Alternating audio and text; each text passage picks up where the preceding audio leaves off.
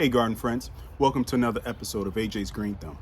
So in this episode, I'd like to go ahead and plant up several of my dahlias. I have dahlias that are inside. They haven't been hardened off just yet, but the weather is pretty mild as of late. So I'm gonna go ahead and risk it and plant some of these dahlias. This year, I plan on putting a lot of my dahlias in pots and raised beds. Due to us getting a lot of rain in this climate, I'm in Zone 7A, Maryland to be exact, Southern Maryland, actually. And so several of the varieties I'd like to pot up are, so in this Corten steel planter, last year I had an assortment of elephant ears, lots of supertunia, lots of coleus and such. This year, like I said, I'd like to put dahlias in this bed. And some of the dahlias that I plan on putting in here are, and I'll throw a picture up on the screen. This is a peony fascination.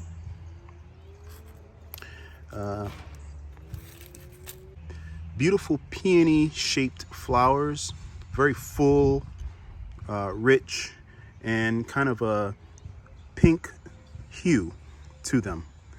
This right here is a border decorative. It's called Serenade. There's another peony fascination back there. This one here is a Kelvin Floodlight. Beautiful, big, bold, yellow flowers. I think they're like a dinner plate type, and they get to be about 4 feet. So I'll definitely need some staking for the Kelvin Floodlight. And here's another border decorative Serenade.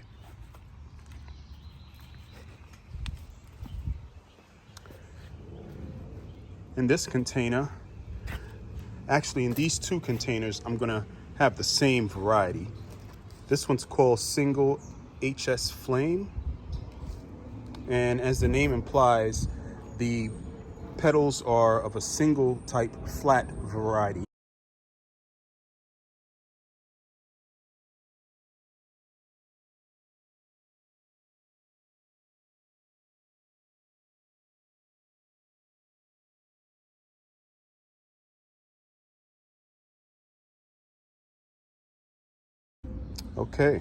Okay, so we're back. That was a flyover because, like I said, I live close to an Air Force base. I'm in the suburbs. My neighbor's kids are playing basketball. You can hear the ball banging against the backboard. The birds are chirping. You get the idea. Wouldn't have it any other way. So single HS Flame, the petals are a single formation. Basically, you have singles, you have doubles, you have cup, you have ruffles. This is a single petaled variety, and the foliage is of a darker hue, so the bright pink flowers stand out against the foliage. The contrast is really nice, so that will look really nice with this container. This container right here is going to have the same thing, and so what I'm going to do is put three in each. All right. Now in the Corten steel, I don't know if you guys remember from last year, I have a brown turkey fig, which has already started to leaf out. I have to do some pruning. See right here, this is dead wood. This is dead wood. And this entire branch from the tip all the way down to here, I'll have to cut. I'll have to remove because that got frost damaged. And over here, I believe this is a sweet summer hydrangea. I guess I can show a picture of how it bloomed out last year and it looked really nice. So I'm gonna leave these as my anchor plants. Okay, so let's get cracking.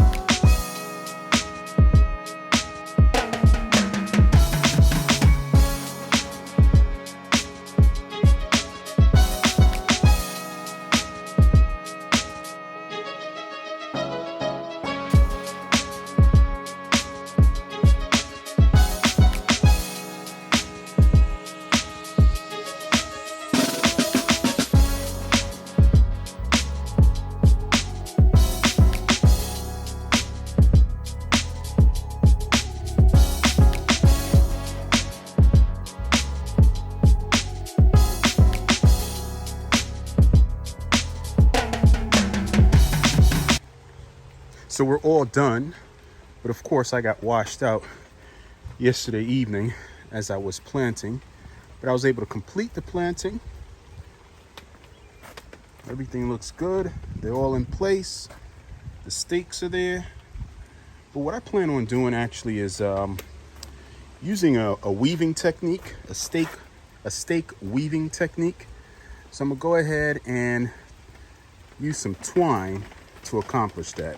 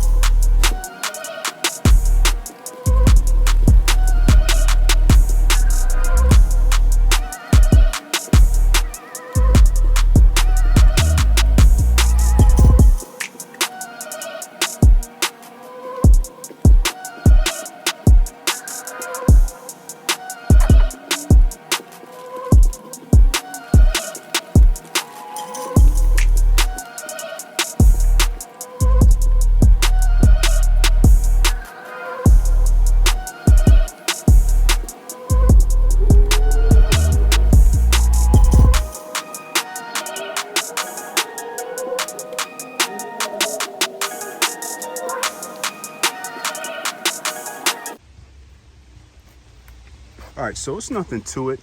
It's not that complicated. It's just kind of like a scaffolding type system. So as the dahlias grow up, they'll grow up through the scaffolding, and along the way I can tie them off or help weave them through or whatever. So I'm gonna go ahead and finish up on these other two real quick. So you're really not supposed to prune when it's raining or when it's wet out, because that can invite infections into your plants. But it's been so wet lately. I've got tasks to do, and you know, I'm just gonna have to risk it. So I'm gonna go ahead and prune right there. Get that dead off. This other one, and this other one right here. Okay. And get this long dead piece right here. Prune that right above that new growth. Now, even though I pruned it right above that new growth, if I scratch this piece, it's still green. So I can probably get that to root. So I'm gonna do about 5 inches right here. You see it's still green. So I'm gonna go ahead and put some rooting hormone on this and stick it in a pot and propagate this brown turkey fig.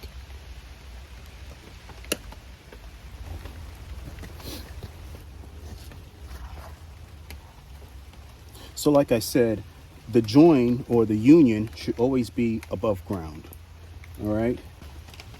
Clearly it's marked on here for the customer with this white paint, okay? So you wanna keep this above ground. You want about 1.5 to 2 inches of the union to be above ground.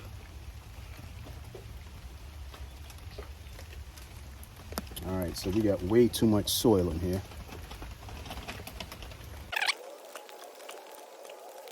Still way too much.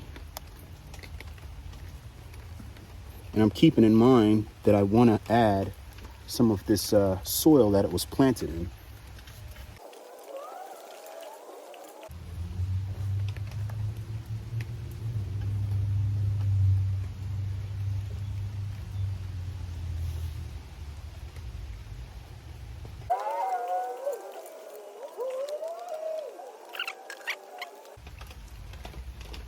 So this is almost right. So we'll take off probably another inch of soil.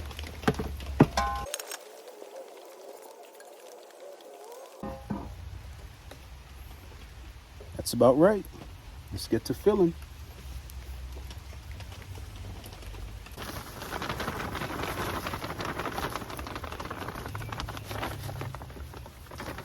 Okay, now I'm going to add the native soil.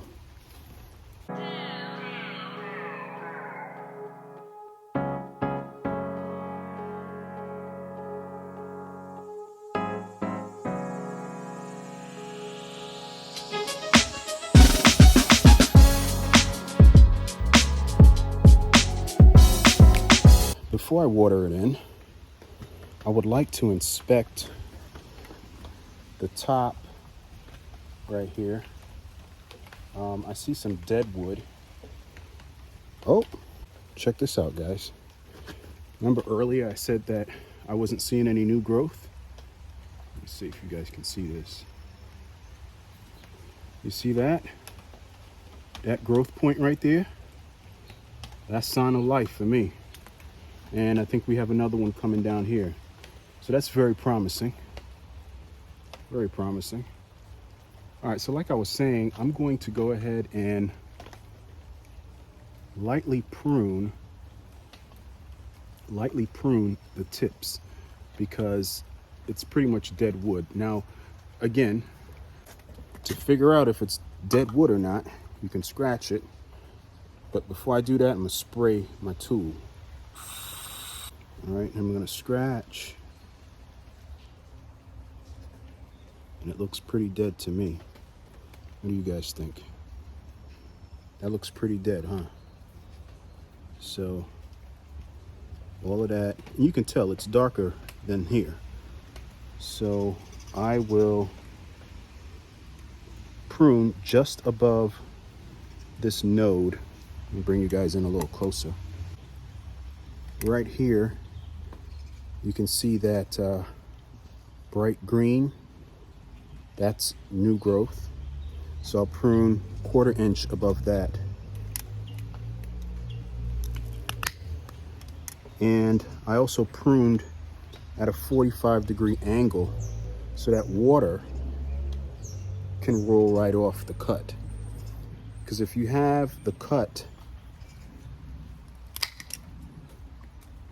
flush like this, water can settle on top and that can cause rot. So I had to cut it at a 45-degree angle so that the water can run right off. And I'll do the same with the other one. I make sure I prune at a certain angle where the leaf or the branch will go outward. You always want to have a vase shape. Okay, let me turn this thing around a little bit.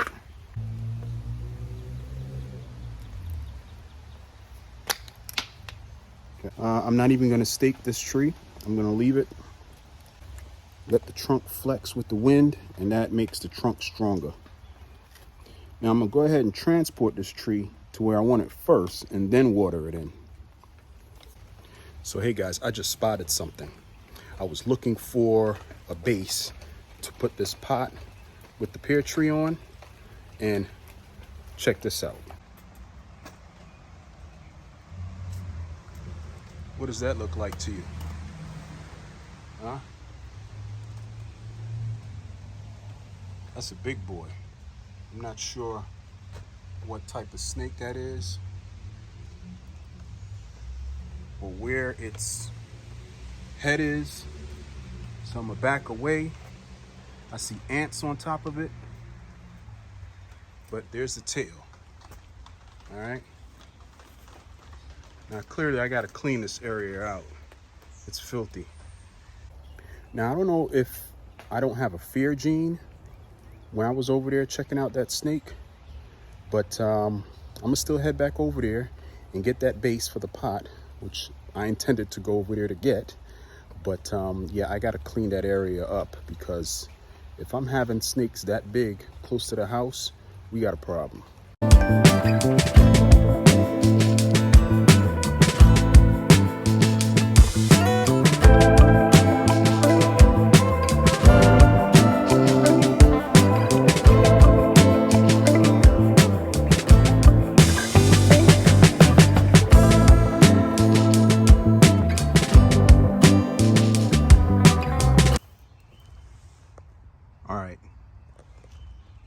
That is clearly too high up off the ground.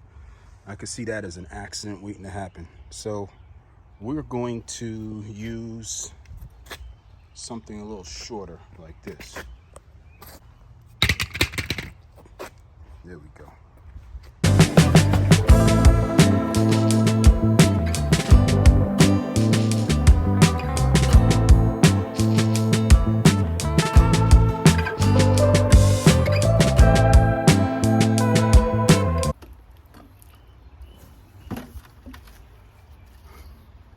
All right, garden friends, I appreciate you guys hanging with me on this episode. I know it's a little lengthy, but I hope you enjoyed it, and I'll see you on the next one.